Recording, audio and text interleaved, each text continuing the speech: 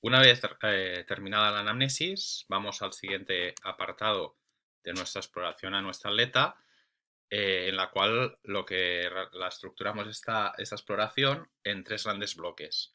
Un primer bloque en descarga, uno segundo en carga y un tercero en dinámica. El orden de estos bloques no tiene tanta importancia, es decir, podríamos realizar primero la exploración dinámica y luego, que es la parte importante, correlacionar con la carga o con la descarga, y la importancia de que sea toda una exploración lo que llamamos predictiva, de TR-test. Es decir, si yo en cadena cinética abierta he observado que tengo una torsión tibial, esa torsión tibial tiene que estar relacionada a nivel de lo que sería la carga, y tendríamos que verla relacionada en la dinámica. Por ejemplo, en lo que sería la abertura del ángulo de marcha, si no tiene una compensación más proximal o algún tipo de aducción de pie, por ejemplo.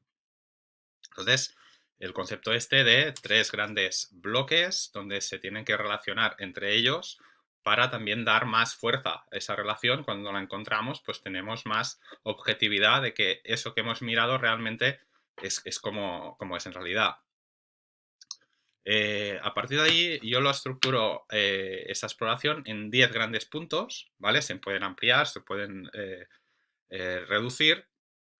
Incluso aquí ya os comentaré algún punto, pues añado cosas que aquí no están escritas, ¿vale? Pero en principio esos 10 puntos que deberíamos realizar siempre en lo que sería a un deportista.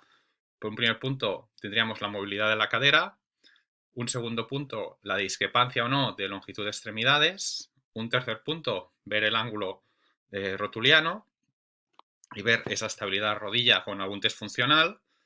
Un cuarto punto tendríamos la inclinación tibial y la torsión tibial, plano frontal y plano transverso. El rango articular del tobillo, si hay algún tipo de restricción, si podemos determinar si es más muscular, si es más articular, si es muscular, qué grupo tenemos en lo que sea desde el punto de vista de exploración clínica. Luego los rangos articulares de la subtalar, de la miotarsiana, si hay un buen test de bloqueo o desbloqueo.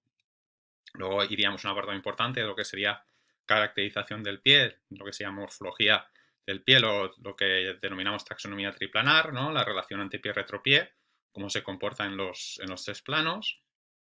Un octavo punto donde valoraríamos la posición del plano común del primer radio respecto al resto de plano común del resto de metas, y de quinto, posición y rango de movilidad. La valoración, sobre todo, de la articulación metatarsofalángea del primero y el resto también. Aquí añadiríamos también la longitud de metas, que tienen su importancia.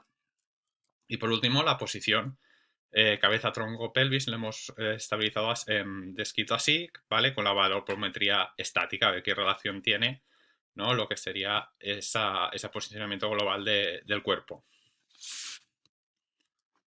Pues si vamos al primer punto que hemos comentado, lo primero que miraríamos sería la movilidad de la cadera, ¿no? En nuestro orden estructurado de exploración. Lo haríamos primero en nuestro caso en descarga, y uno de los puntos que miraríamos sería la rotación femoral interna externa. En un primer momento, lo que realizamos normalmente es cogiendo el pie por encima de los tobillos, para que el pie no nos dé falsos positivos. Situamos la rótula mirando al cenit y realizamos de manera simétrica con las dos extremidades, si podemos, si nos da los brazos, para ver si hay rangos simétricos o asimétricos de una manera muy, muy visual y clara. A partir de ahí siempre es mejor realizar este tipo de evaluación de rotaciones con la pierna flexionada, ¿vale? Con la rodilla flexionada, y también miraríamos pues el grado de rotación interna, rotación externa, que más o menos tiene que estar bastante asemejada, ¿no? O quizá un poquito más de externa que de interna. A partir de ahí valoraríamos por un lado las simetrías o asimetrías que podamos tener.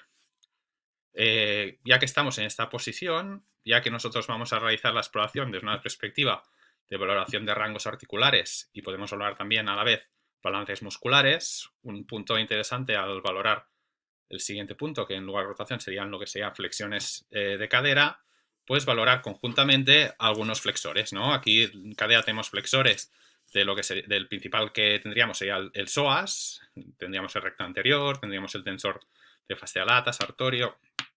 Pues de estos, básicamente lo que podemos realizar de manera muy simple es, teniendo el paciente como tenemos en decúbito supino desde esta posición de partida, ¿no? Realizamos la flexión de rodilla y vigilamos que la columna lumbar esté en contacto con la camilla, y al realizar esa flexión pues vemos si existe algún tipo de contractura, ¿vale? Lo que sería el test de Thomas modificado a nivel del psoas o algún tipo de restricción a nivel del recto anterior. Acordaos que eso lo mirábamos pues mirando la pierna contralateral. Si levantaba muslo nos indicaba que podía haber algún tipo de alteración de restricción a nivel de psoas. En cambio, si tendríamos a nivel muscular una pierna que se elevaba, la contralateral a la manipulación, pues tendríamos una posibilidad de un recto anterior que estuviese también con un tipo de retracción. Pensad que todo este tipo de retracciones, una compensación que podría hacer al corredor es que se corriera un poquito con el tronco un poquito más tirado para adelante, ¿no? De lo que debería. Aparte de eso, también miramos los rangos articulares de cadera, que no hay alguna restricción articular. Acordaos que lo que es la cadera con la pierna flexionada, pues podemos ir hasta los 140 grados. Con la pierna extendida, ya que hay una retracción o un tirante de los isquiotibiales, pues igual nos vamos hasta unos 90 grados más o menos. Todos los rangos articulares habitualmente de lo que son corredores o deportistas de por sí normalmente están un poquito más sobre aumentados, ¿no? Siempre se pide un poquito más de movilidad porque eso es una cosa que nos facilita. También depende del nivel del atleta, pues va a tener más o menos. Aducción, abducción, también podemos valorarla, ¿no? Normalmente unos 30 grados de aducción, unos 45 podemos tener de ABD. En un corredor no tendrá mucha importancia en este caso, pero bueno, que sepáis que también podemos hacerlo o saltarnos esta valoración. Cuando tengamos el paciente en decúbito prono, para valorar, podemos valorar lo que es la extensión de cadera, ¿vale? También una mínima de 20 grados. Tendrá mucha importancia esta extensión de cadera en la fase propulsiva, ¿no? de la propia carrera, donde tenemos que tener una buena extensión para tener un buen tándem posterior que llamamos, ¿no? Aparte de una buena linealidad de esa rodilla, que lo valoramos después. Y otra cosa que podemos observar aquí, ya que estamos en estas posiciones, es, por ejemplo, la valoración del tensor de la fascia lata, si está muy tenso o poco tenso, poniendo el paciente en un poquito lateral, pidiendo que haga la abertura con unas tijeras y fijándonos si esa pierna se levanta totalmente vertical o se anterioriza en alguno de los dos lados. Todas esas compensaciones que estamos viendo aquí tendremos, como decíamos de inicio, verificarlas tanto en dinámica como en estática, ¿no? En este caso, pues por ejemplo, lo que os comentaba, ¿no? Si tenemos una redacción anterior, pues cuando tengamos el paciente de pie, pues veremos que está tirado un poquito para adelante, o puede haber también un componente de anteversión o retroversión de cadera, que aquí lo veríamos en la posición pélvica, que miraremos a posteriori. Otra manera que también no la tenemos aquí descrita, pero podemos valorar esa anteversión, retroversión, puede ser acordados con el paciente en decúbito prono, con las rodillas dobladas y a ver el rango de interna-externa que tengamos, ¿no? Si tenemos más de 40 grados con la abertura como en W, ¿no? de esas piernas, pues tendríamos si está para afuera en exceso de esos 40 grados, una anteversión de cadera, y si la tenemos hacia adentro, una retroversión.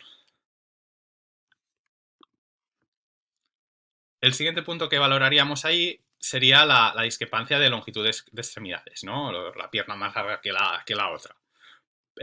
Técnicamente, para valorar eso a nivel clínico, lo que realizamos, ya dejando de lado todas las pruebas de radiotelemetrías y mediciones con pruebas complementarias que podamos realizar, es clínicamente marcamos el vértice del maleolo interno de los dos pies, ¿vale? Realizamos un pequeño desbloqueo de cadera, pidiendo que el paciente con los brazos a los lados y las piernas flexionadas levante el culo tres veces, ¿no? Normalmente lo tenemos protocolarizado así.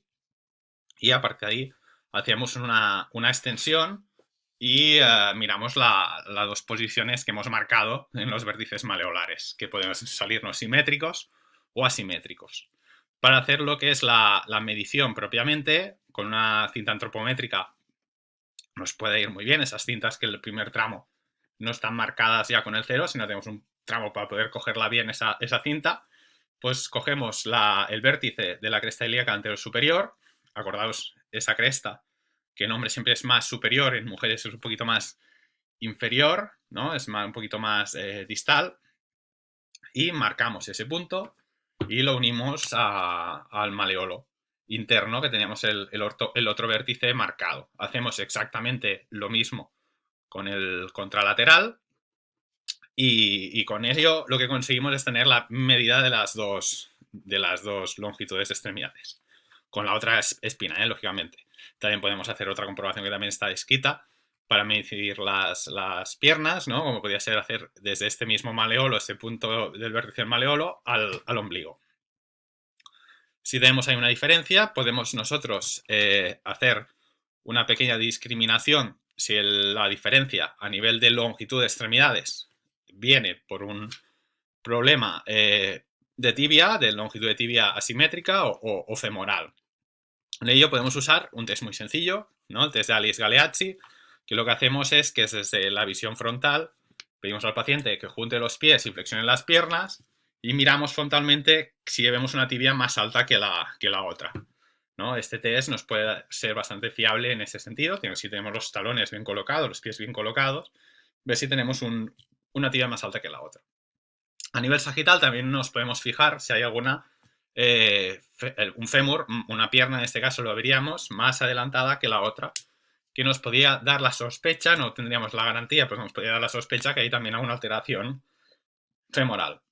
Otro tipo de valoración que podemos realizar es el test de Downing, ¿no? Para ver si esa discrepancia nos viene dada por un bloqueo de la sacroiliaca a nivel anterior o a nivel posterior. Y eso nosotros lo determinamos mediante el test de Downing, ¿no? De bloqueo sacroiliaco anterior o posterior. ¿Cómo lo realizamos? Realizamos una técnica de alargamiento, una técnica de acortamiento de esa extremidad. ¿Cómo lo hacemos? Para alargar la pierna lo que hacemos es una flexión de la pierna, de la cadera, perdón, y de la rodilla, y lo que realizamos es rotación externa y ADD, y con esa aducción y esa rotación externa vamos extendiendo poco a poco la extremidad, y con ese test lo que intentamos es ver si conseguimos alargar esa pierna respecto a la contralateral. Si la alargamos, nos indicaría que no tenemos un bloqueo posterior. Si no se alargara haciendo esa maniobra, nos podría indicar ese bloqueo posterior.